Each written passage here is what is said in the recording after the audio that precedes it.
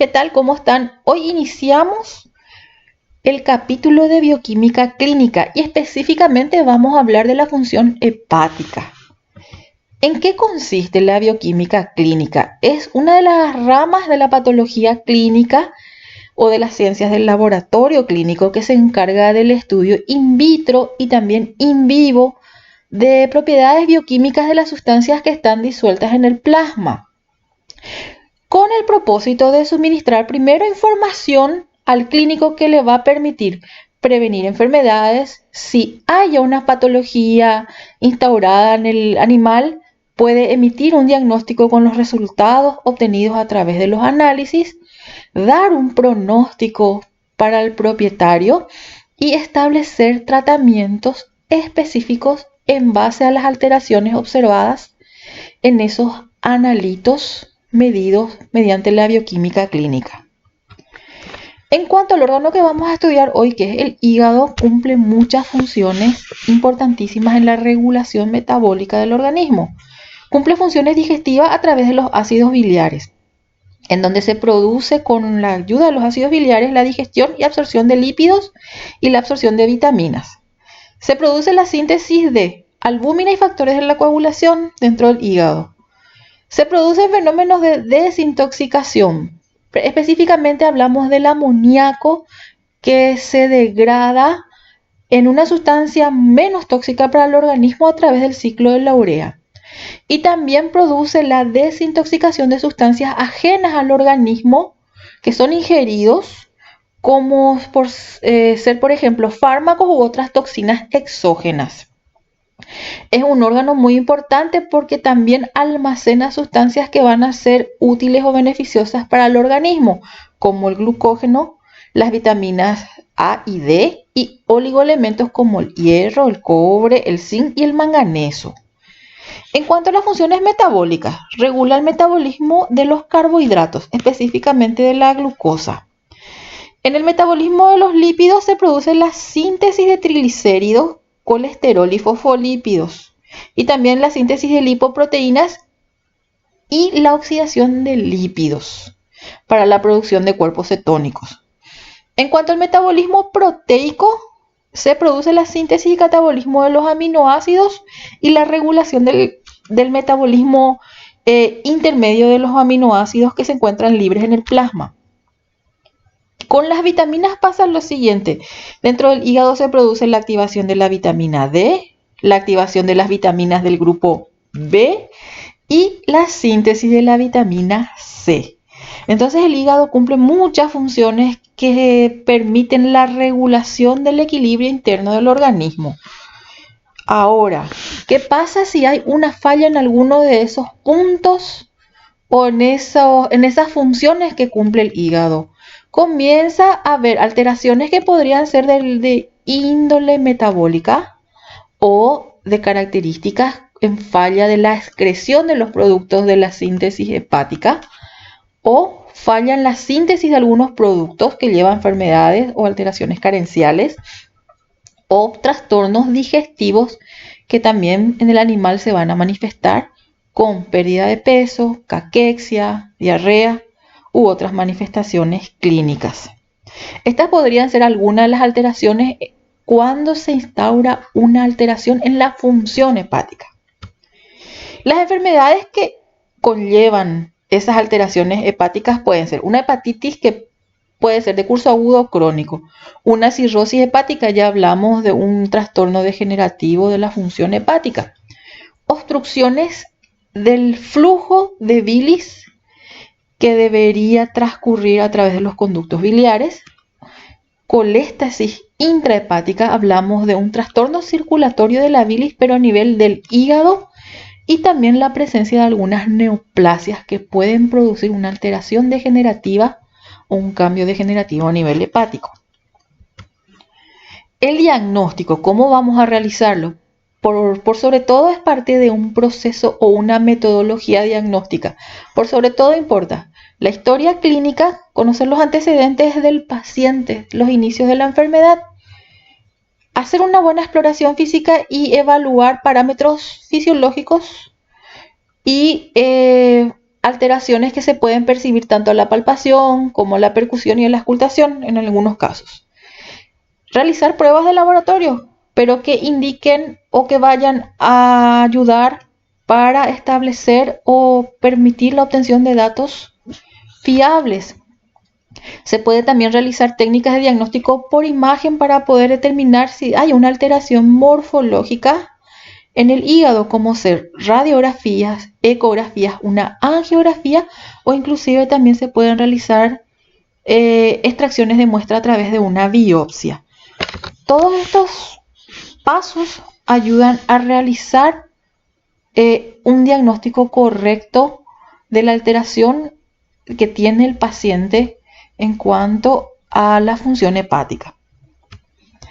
Clínicamente, ¿cómo se podrían indicar o iniciar el proceso diagnóstico para la sospecha de una enfermedad hepática? Por ejemplo, pacientes que tengan la coloración de las mucosas amarillas, y en este caso tenemos ictericia, implica una posible alteración hepática. O vemos que el paciente tiene un acúmulo de líquidos a nivel del abdomen con características de ser un trasudado. Entonces estamos hablando de una ascitis que podría ser de origen hepático, entre otras causas. Ahora, ¿cómo viene el laboratorio a ayudarnos en este diagnóstico? Mediante la evaluación de ciertos parámetros bioquímicos que permiten detectar las lesiones en el hepatocito, que es la célula que se encarga de depurar o de la función hepática en sí. Entonces, podemos determinar la concentración sérica de ciertas enzimas que están circulando en plasma, o también podemos realizar pruebas que detecten cuadros obstructivos que nosotros le llamamos coléstasis. Mediante la determinación de otras enzimas hepáticas que son mucho más sensibles cuando hay cuadros obstructivos. Y estas enzimas hepáticas pueden ser la fosfatasa alcalina y la gamma-glutamil transferasa, que las siglas serían la GGT, en el caso de la gamma-glutamil transferasa, y para la fosfatasa alcalina está la sigla que es la ALP. Otro parámetro que también se encuentra alterado en casos de coléstasis es la bilirrubina, que es un pigmento que proviene de la degradación del grupo M, y que el aumento de bilirrubina en sangre recibe el nombre de bilirrubinemia, que vamos a ver más adelante en otra parte de esta clase. ¿Cuáles son las enzimas hepáticas que nos van a ayudar a determinar si hay daño del hepatocito, si hay una lesión a nivel hepatocelular? Esas enzimas son la aspartato aminotransferasa, que nosotros vamos a llamarle de ahora en adelante AST por las siglas. Antiguamente, en la nomenclatura humana o de la medicina humana, las siglas de la AST son la GOT. La otra enzima es la alaninoaminotransferasa, que sus siglas corresponden a la ALT, que antiguamente en la nomenclatura humana, así como la anterior, se denomina GPT. Luego tenemos a la glutamato deshidrogenasa, GMD, y en algunos libros vamos a ver que solamente se le dice GD. Y la sorbitol deshidrogenasa, SD, y algunos libros le llaman SDH. Entonces, estas son las enzimas que nos van a marcar o contar que hay un daño a nivel de las células hepáticas. En cuanto a las que miden cuadros de obstrucción o coléstasis, le tenemos a la fosfatasa alcalina y a la gamma-glutamil transferasa, en cuanto a lo que serían enzimas que miden cuadros obstructivos o coléstasis. Bueno, vamos al grano ahora. ¿Cómo vamos a entender cuáles son las enzimas que se encuentran aumentadas en su concentración cuando hay un daño de la célula hepática? Vamos a hablar primero de la aspartato aminotransferasa o AST. Esta enzima o esta sustancia bioquímica se encuentra disuelta o suspendida dentro de las células del hígado. También podemos encontrar a la AST dentro del músculo esquelético y cardíaco. O sea que estas enzimas vamos a encontrar tanto en el hígado como en el músculo esquelético y cardíaco. ¿Cuál es la utilidad clínica? ¿Por qué yo quiero medir a la AST en un examen de función hepatobiliar? Porque me va a permitir diagnosticar o establecer un parámetro que me diga que hay un trastorno del hepatocito o un trastorno muscular, ya que tenemos enzimas o isoenzimas tanto en músculo esquelético cardíaco y en el hepatocito. Ahora, si yo encuentro aumentado el valor de referencia de la AST con respecto a la especie que estoy tratando, este aumento puede estar relacionado a un cuadro inflamatorio del hígado, que es una hepatitis, o también puede estar aumentado por una lesión a nivel del músculo, una lesión inflamatoria que le llamamos miositis. Y también está inducida el aumento de la concentración sérica de la AST por el uso de ciertas drogas, y en este caso las que estimulan el aumento sérico de esta enzima son las drogas anticonvulsivantes. Si encontramos disminuido con respecto al valor de referencia la enzima aspartato aminotransferasa, también está inducida su disminución por el uso de ciertas drogas, y en este caso estos fármacos que corresponden a sustancias anaerobicidas como el metronidazol. Una cosa que les voy a recalcar una vez más es que la AST no es indicativa de daño hepático por sí sola, ya que tiene isoenzimas que se encuentran en el hígado, que si se va a observar alterado, puede indicar daño hepático, pero también tiene otra enzima o isoenzima dentro del músculo. Entonces, el aumento de la AST por sí sola no es indicativo de daño hepático, y por eso le decimos que es inespecífica o no específica de daño hepatocelular. ¿Cuál sería una opción que yo voy a tener? Tengo otros analitos que también están disueltos en el plasma, que tienen características enzimáticas, y el que vamos a ver ahora es la alaninoaminotransferasa o ALT. Esta enzima, la ALT, también está localizada en el hígado como la AST. Tiene isoenzimas en el corazón y en el riñón, pero con escasa actividad metabólica en corazón y el riñón. La ALT me va a permitir determinar con más especificidad desórdenes a nivel del hepatocito. Cuando la ALT está aumentada con respecto a su valor de referencia, de acuerdo a la especie que estamos tratando, vamos a encontrar que esos aumentos están relacionados a cuadros de insuficiencia hepática, necrosis hepática, lipidosis hepática, neoplasias que se localizan a nivel del hígado y enfermedades hemolíticas, enfermedades en donde hay una rotura de glóbulos rojos. También la ALT puede estar disminuida con respecto a su valor de referencia cuando hay una disminución de la masa funcional hepática después de un periodo de exacerbación de un cuadro clínico. Entonces, para redondear la especificidad, esta enzima sí es determinante de daño del hepatocito. Entonces, esta enzima es específica de daño hepático. Eso es para tener en cuenta a la hora de mantener o solicitar exámenes laboratoriales y poder interpretar los resultados que nos da la bioquímica clínica del paciente. La siguiente enzima que vamos a ver se llama glutamato deshidrogenasa. La glutamato deshidrogenasa es una enzima que se utiliza más en grandes animales, específicamente en los bovinos o en los herbívoros. Ella tiene una enzima que primariamente está localizada en el hígado. Hay otras isoenzimas, pero que tienen escasa actividad bioquímica en otros órganos, y entonces no hay tanta significancia. Utilizamos para poder determinar desórdenes hepáticos en los pacientes. La glutamato deshidrogenasa va a estar aumentada en pacientes que tienen insuficiencia hepática, necrosis hepática, lipidosis hepática y neoplasias. En el caso de que encontremos un valor de referencia disminuido, este no tiene importancia clínica. Y otra vez, para resumir en cuanto a la glutamato deshidrogenasa, esta enzima es específica de daño hepático.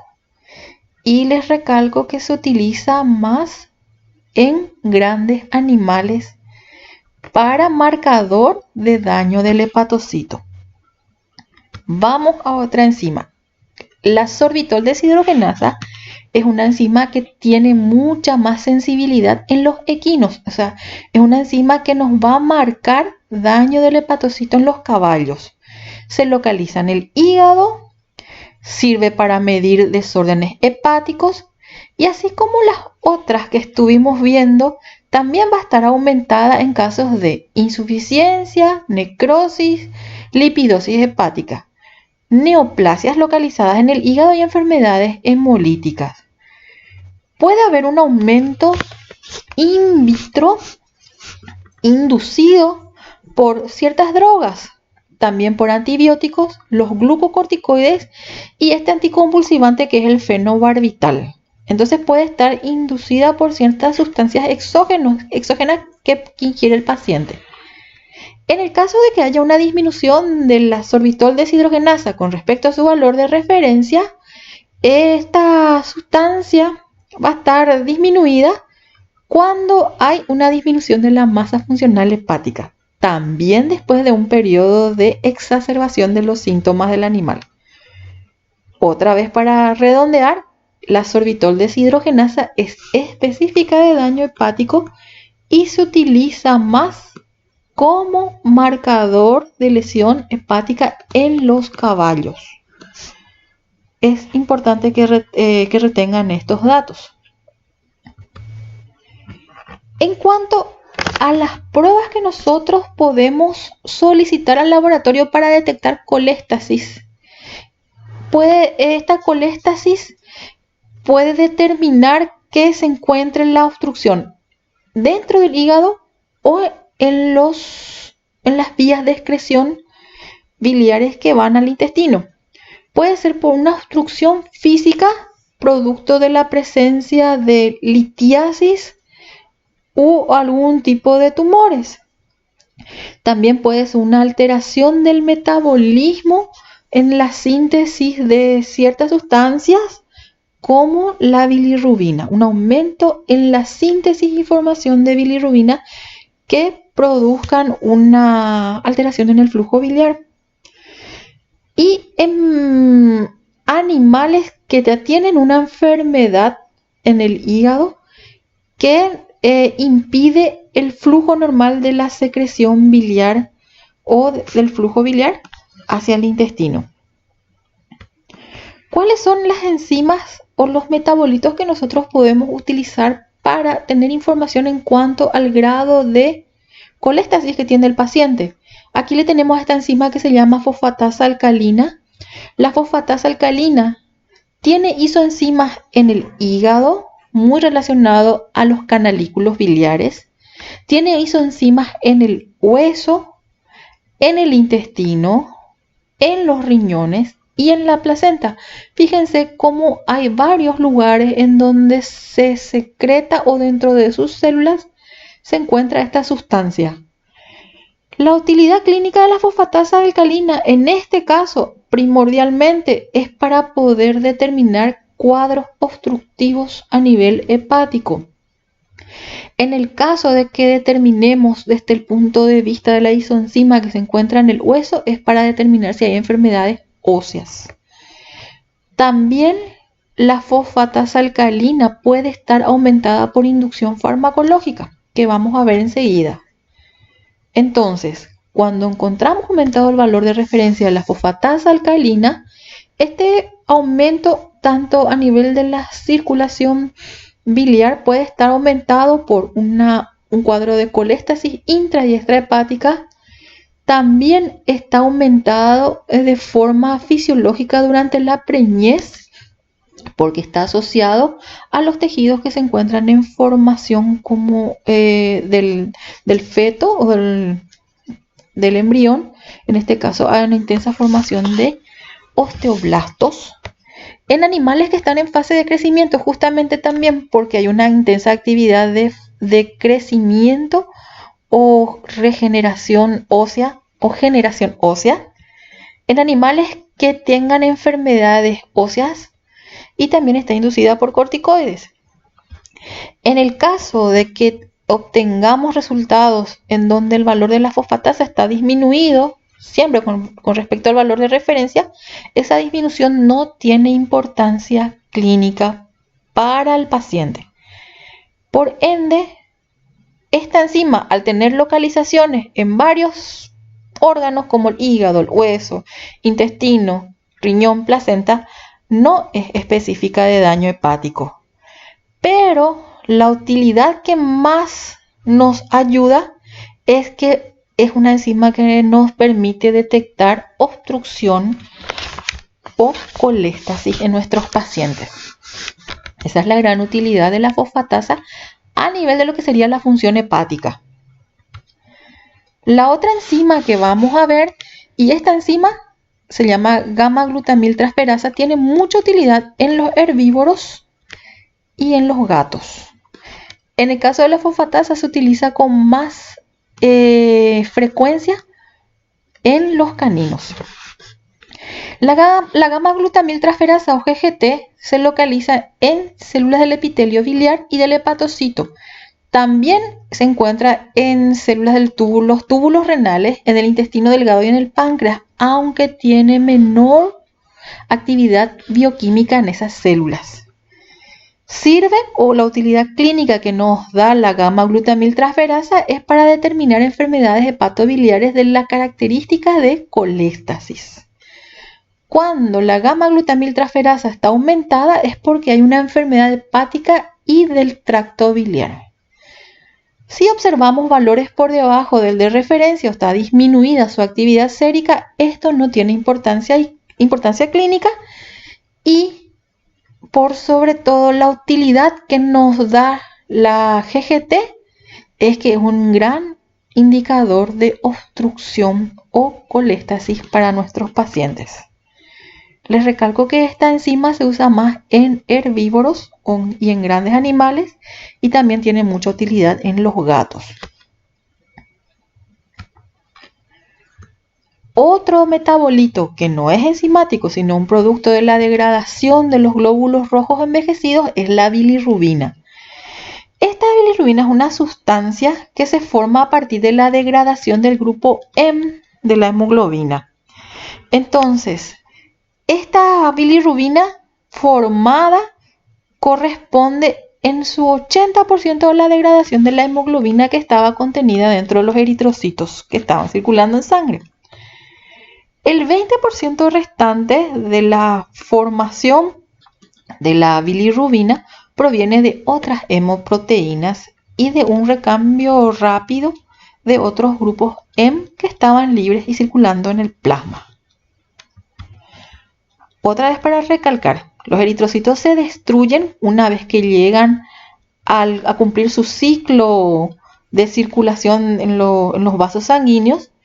Estos eritrocitos destruidos son, vamos a decir, fagocitados por los macrófagos que se encuentran a nivel del sistema retículo endotelial, y ahí esa separación de los componentes que son útiles para el sistema retículo endotelial o para el organismo se van a separar en sus componentes. Una porción que va a ir correspondiendo a la bilirrubina, se va a separar el hierro y la fracción de globina. Esa fracción de bilirrubina degradada a partir del grupo M, que estaba dentro del sistema retículo endotelial o fue degradado por el sistema retículo endotelial, tiene que pasar al hígado para que pueda ser metabolizado. Entonces tenemos una fracción de bilirrubina en sangre que nosotros le llamamos bilirrubina libre, y por sus características químicas esa bilirrubina es una bilirrubina insoluble. para que pueda pasar a través de la membrana del hepatocito, que tiene una membrana lipídica, tiene que sufrir un proceso de conjugación con ácido glucurónico.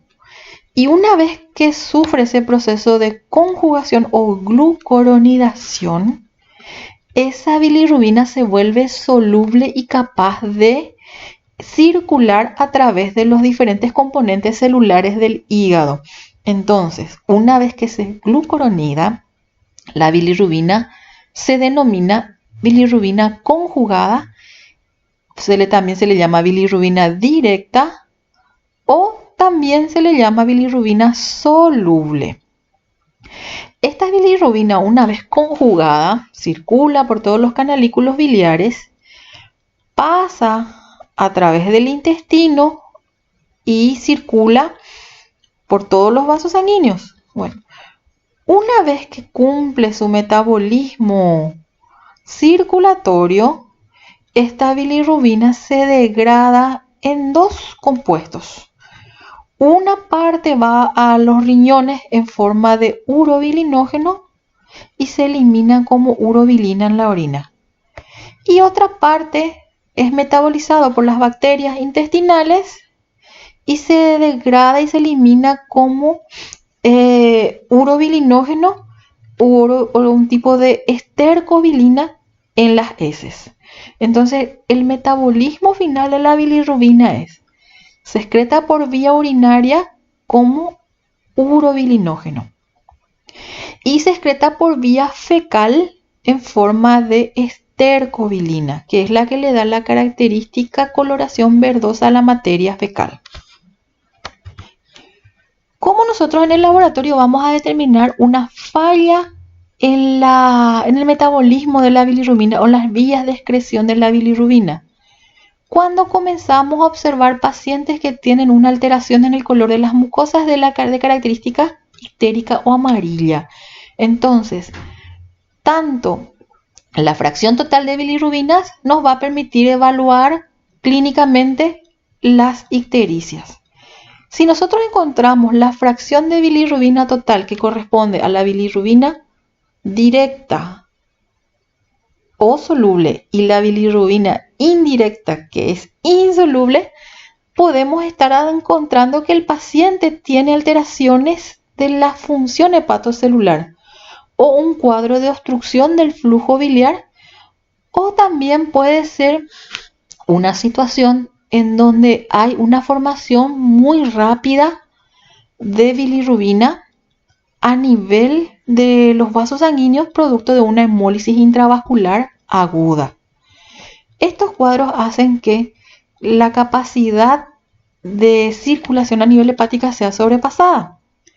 En el caso de que la bilirrubina total se encuentre disminuida con respecto a sus valores de referencia, estos también están relacionados al mecanismo de producción de la bilirrubina a nivel sanguíneo. Podemos encontrar en anemias hipoproliferativas. Recuerden que si vamos a encontrar disminuida la bilirrubina, es porque hay pocos glóbulos rojos. Anemias ferropénicas, anemias aplásicas y también en pacientes que están en la última fase de una enfermedad renal.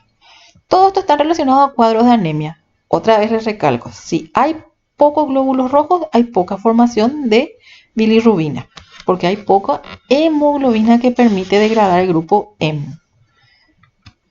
Ahora vamos a la bilirrubina directa, que es la bilirrubina soluble, la bilirrubina que llegó al hígado y se conjugó con el ácido glucurónico. También nos permite hacer la evaluación de cuadros de ictericia. Si encontramos la bilirrubina directa aumentada, es porque hay cuadros de obstrucción del árbol biliar, hay un trastorno circulatorio de la bilis. Y esos cuadros circulatorios alterados pueden ser por una colangitis, una colecistitis o algún tumor que se encuentre adherido a las vías de secreción de la bilis. También vamos a encontrar aumentado en daño hepatocelular y problemas que impiden la captación a nivel del hepatocito de la bilirrubina que llega a los glóbulos rojos rotos o la capacidad disminuida de conjugar con ácido glucurónico en algún trastorno patológico del hígado. También puede haber un cuadro de obstrucción o coléstasis. La bilirrubina directa va a estar aumentada en casos de ictericia hepatocelular o parenquimatosa. También en cuadros de hepatitis viral, hepatitis tóxica, cirrosis hepática, necrosis hepática aguda, tumores del hígado y abscesos. Muchos de los trastornos en el aumento de la concentración sérica de la bilirrubina directa están relacionados a daños hepatocelulares, a cuadros de obstrucción y a inflamaciones de carácter viral, tóxico y necrótico en el paciente. ¿Qué pasa con la bilirrubina indirecta, que es la no conjugada o la insoluble? Esta prueba o esta determinación ya no se realiza de manera laboratorial, sino más bien se realiza un cálculo matemático en donde se resta el valor obtenido de la bilirrubina total menos el valor obtenido de la bilirrubina directa. También, como los anteriores, nos permite hacer la evaluación de cuadros de ictericia.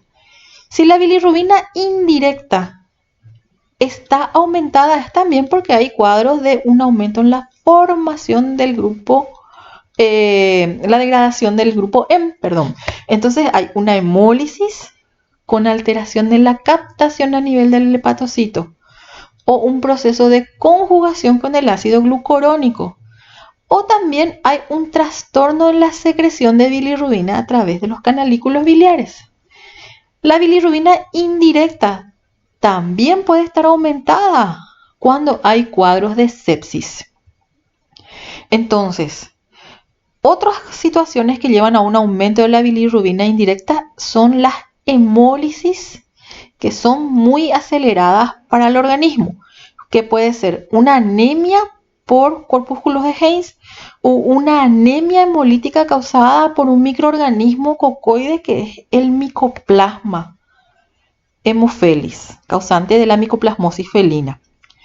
También un aumento de la bilirrubina indirecta puede estar asociado a algunos traumatismos externos, como la absorción de un gran hematoma o producto de una hemorragia interna masiva, en donde hubo un exceso de formación de bilirrubina con respecto a la capacidad de captación que tenía el hepatocito en ese momento. Bueno, hasta aquí llegamos con la primera parte de la clase.